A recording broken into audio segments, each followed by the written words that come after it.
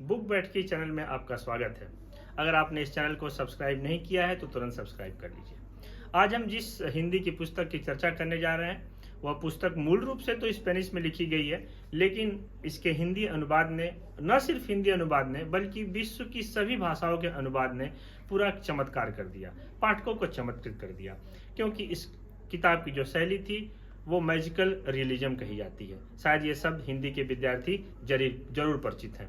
जी हाँ, आप बिल्कुल सही समझ रहे हैं। हम किताब की बात करने जा रहे हैं एकाकीपन के 100 वर्ष, जिसे लिखा है गैब्रियल मार्सिया मार्केस ने, और इसका हिंदी अनुवाद किया है मनीषा तनेजा जी ने।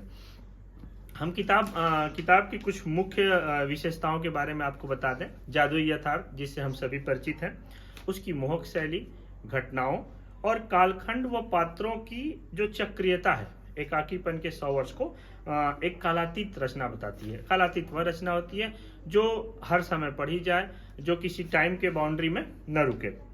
बात की शुरुआत एक दृश्य से करते हैं। एक दृश्य, अगर अभी कुछ दिनों पहले नेटफ्लिक्स ने एक फिल्म भी रिलीज की थी, शायद अगर उसको आप याद हो तो, फिर भी मैं आपको दृश्य जैसा कि वर्णन किया है मार्केस ने, मैं आपको अक्षरशः सुनाता हूँ।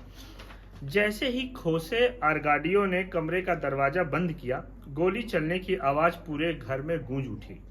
दरवाजे के नीचे से खून की एक धार निकली, बैठक से होते हुए बाहर सड़क तक पहुंची। यह सीधी लकीर की तरह ऊंची नीची छतों से होकर सीढ़ियों से उतरती, ढालू छतों पर चढ़ती, तुर्कों की गली से गुजरी, दाईं ओर मुड़ी, फिर बाईं तरफ बुएंदिया निवासी से समकोण बनाती हुई बंद कमरे के नीचे अंदर गई। बैठक से होकर दीवारों से लगे अंदर कमरे में पहुंची ताकि चटाइयां खराब न हो। खाने की मेज को बचाने के लिए थोड़ी सी घूमी और बेगोनिया वाली बरसात से होती हुई बिना किसी की नजर से आए औरेलियाने खोसो को गणित पढ़ा रही अमरांता की कुर्सी से नीचे होते हुए रसोई भंडार को पार करती हुई रसोई में जा पहुंची, जहां उर्सुला ब्रेड बनाने के लिए 36 अंडे तोड़ने की तैयारी में थी। हे ईश्वर, उर्सुला चिल्लाई। उसने खून की धारा की दिशा में चलना शुरू किया और उसकी स्रोत में वहां पहुंच गई जहां खोसे आर्गादियो मुंह के बल पड़ा हुआ था। यह प्रसंग खोसे आर्गादियो की मौत के समय की अपने बुएंदिया परिवार की ओर पुनर्मिलन का संकेत करता है। याद होगा, उर्सुला उसकी माँ थी और खोसे आर्कादियो उसका बेटा था। जब उसकी मौत होती है तो जो खून की धारा होती है वो उससे मिलाने का एक संकेत करती है। उर्सुला जो उनकी माँ है, को इस दृश्य के केंद्र में रखकर लेखक ने यह जतलाने की कोशिश की है कि अंत में ही समय सबको अपने मूल में मिलना है। बात स्पष्ट है, सबको अंत में अपने जड़ों के साथ मिलना ही है। यह गार्सिया मार्केस इस दृश्य से लोगों को बताते हैं।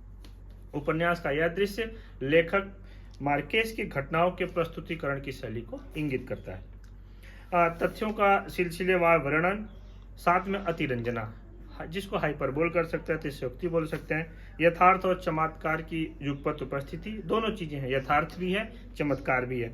इसके मास्टर से जो सहयोग निर्माण करने की कोशिश की है वह निश्चय ही जो मार्केस हैं उनको जादुई यथार्थ का मास्टर बनाता है। मैं आपको थोड़ा सा कहानी बता दूं। कहानी के केंद्र में एक नगर है, मुकोंदो, जो एक मिथकी है, जो उन्होंने डिजाइन किया है, अपने मन में डिजाइन किया है एक मिथ की तरह। और नगर के केंद्र में बुएंदिया परिवार का इतिहास, जिसके बारे में अभी आपको पहली घटना में मैंने बताया। मुकोंदो नगर का इतिहास किसी भी अल्प विकसित या विकसित इतिहास से सामने रखता है। उसको आप मान सकते हैं कि यह न सिर्फ मुकोंदो है बल्कि कोई भी विश्व का कोई भी हो सकता है, कोई भी नगर हो सकता है। अपने विकास के क्रम में मुकोंदो नगर चर्च और नौकरशाही की सत्ता को अस्वीकार कर देता है।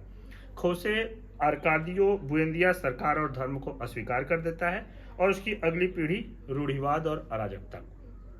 उपन्यास में वर्णित घटनाएं व्यक्तित्वरण का भी काम करती हैं। अन्याय और अत्याचार की लगातार घटनाएं शांतिप्रिय ओरलेनियो के व्यक्तित्व को बदलकर बगावती कर देती हैं और एक समय का आदर्श समाज मुकुंदो आर्कादियों की अनावश्यक शक्ति से एक निरंकुश सत्ता में बदल जाता है। जो लेखक हैं, इस लेखक का जो उपन्यास है एकाकीपन के 100 वर्ष, इसको समझना थोड़ा सा कठिन है, थोड़ा सा धैर्य की मांग करता है, बहुत ही पाठकों से पेशेंस की जरूरत होती है। किंतु जो अनुवादिका सुश्री मनीषा तनेजा जी हैं, कि जगह जगह जिस बुक में टिप्पणी है, शायद आपको हर पेज पे टिप्पणी दिख रही होगी। हर पेज के नीचे नीचे जहाँ जहाँ कठिन शब्दावली है या सांस्कृतिक परिवेश है, उसका उन्होंने विस्तार से वर्णन कर दिया है, जिससे पाठकों को समझने में थोड़ा सा आसानी हो जाती है। जैसा कि हम सभी जानते हैं कि जादुई यथार्थ है, तो यह उपन्यास अपने आप में एक ख्याति उपलब्ध कर चुका है। दूसरी व्यवस्था है कि मार्केस अपनी भाषा के माध्यम से किरदारों का चरित्रण करते हैं। घटनाओं की पुनरावृत्ति मार्केस के लेखन शैली की एक अभिलाक्षणिकता है, कैरेक्टरिस्टिक है। और मृत्यु और एकाकीपन कई अलग अलग रूपों में इस उपन्यास में दिखते हैं।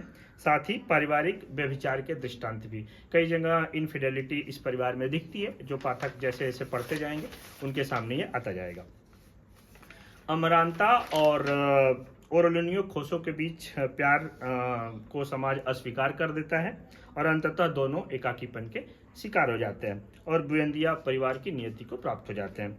लगभग सभी पात्र एकाकीपन के शिकार हैं, यानी सबको सॉलिट्यूड में जीना पड़ता है। स्पेनिश मूल, जैसा मैंने शुरू में ही बताया था, स्पेनिश मूल में यह किताब लिखी गई है और अपने प्रकाशन के साथ ही पूरे विश्व के पाठकों का ध्यान आकर्षित करने में बुक सफल रही है। अनुवाद पढ़ने में, चूंकि यह अनुवाद में लिखी गई है पुस्तक, तो यह अनुवाद पढ़ने में तभी आनंद है जब हम वहाँ के सांस्कृतिक परिवेश को समझें और उसके भूगोल को जानें और उसकी परंपरा को थोड़ा बहुत पहचानें। तो शायद ये हर पाठक के लिए संभव नहीं और काम में भी नहीं कि ऐसा समझें, तो इसको मनीषा जी की टिप्पणियों ने काफ़ी दूर कर दिया है।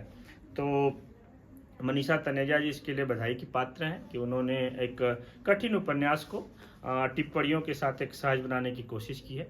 और आप सभी पाठकों को सलाह दी जाती है कि गैब्रियल मार्केस की यह बुक एकाकीपन के 100 वर्ष जरूर पढ़ें।